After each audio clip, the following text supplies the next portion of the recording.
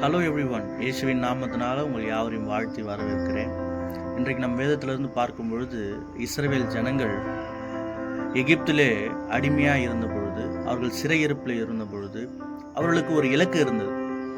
இந்த அடிமைத்தனத்திலிருந்து நாங்கள் வெளியே செல்ல வேண்டும், சென்று நாங்கள் எங்கள் உற்றார் உறவினரோடு சந்தோஷமாக இருக்க வேண்டும் என்பதுதான் அவர்களுடைய ஒரே இலக்கு. அதற்கு அவர்கள் தேவனை நோக்கி அபயமிட்டார்கள். தேவன் அவர்களுக்கு உதவி செய்தார். அவர்கள் அடிமைத்தனமாகிய எகிப்திலிருந்து புறப்பட்ட பொழுது அவர்கள் கானான் என்கின்ற தேசத்திற்கு ஆண்டவர் அவர்களை கூட்டி சென்று போய் கொண்டிருந்தார். அப்பொழுது அந்த தேசத்திற்கு அவர்கள் போய் சேருவதற்கு அநேக ஜனங்கள் அவர்களுக்கு விரோதமாய் வந்து நின்றார்கள். ஆமாம், இன்னைக்கு நம்மளுடைய வாழ்க்கையில் கூட நமக்கு ஒரு இலக்கு இருக்குது, நமக்கு ஒரு கோல் இருக்குது, நமக்கு ஒரு அச்சீவ்மெண்ட் பண்ணணும்னு சொல்லிட்டு நம்ம விரும்புகிறோம். ஆனாலும் அதை செய்ய முடியாத அளவுக்கு நமக்கு விரோதமாக நம்மளை அந்த காரியத்தை செய்வதற்கு தடை பண்ணுவதற்கு நிறைய காரியங்கள் நமக்கு உண்டு.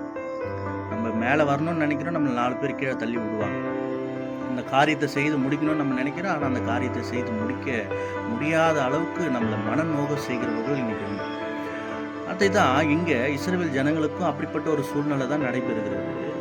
அப்போது ஆண்டவர் அவர்களுக்கு ஒரு காரியத்தை நினைப்பூட்டுகிறார். நம்ம என்னாகும் எழுதின புஸ்தகத்தை வாசிக்கும் பொழுது 10ஆம் அதிகாரம் 9ஆம் வசனத்தில் வாசிக்கும் பொழுது ஆண்டவர் சொல்றாரு, நீங்க இந்த பூரிக்கையை அதிக சத்தமாய் முழங்குங்கள் சொல்றார். அப்போ இந்த பூரிக்கையை அவங்க ஊதும் பொழுது அங்கே என்ன நடைபெறுகிறதுன்னு பார்த்தீங்கன்னா, அப்போ ஆண்டவர் அவளை நினைப்பூட்டி ஆண்டவர் அந்த தீங்கிலிருந்து அவளை மீட்டுக் கொள்வார் என்று வசனம் நமக்கு தெளிவாக சொல்லுகிறதை நாம் பார்க்கிறோம். இன்றைக்கும் நம்மளும் என்ன பண்ணணும்னு பார்த்தீங்கன்னா, ஆண்டவரை நோக்கி அபயமிடணும். நம்மை சத்துருக்கள் நம்மை நெருங்கி வரும்பொழுது எல்லாம், நம்மளை இன்னல்களுக்கு நம்மளை தள்ளும் பொழுது எல்லாம் நம்ம ஆண்டவரை நோக்கி நம்ம கூப்பிடும் பொழுது, சத்தமாய் நம்ம அபயமிடும் பொழுது கர்த்தர் நமக்கு இறங்கி உதவி செய்ய வல்லவராக இருக்கிறார். நிச்சயமாக நமக்கு ஒரு இலக்கு இருக்கிறது. அந்த இலக்கை நாம் சென்றடைய வேண்டும் என்றால் நம்ம ஆண்டவனுடைய உதவியால் தான் நம்ம அதை பெற்றுக்கொள்ள முடியும் என்பது அதிக நிச்சயமாக இருக்கிறது.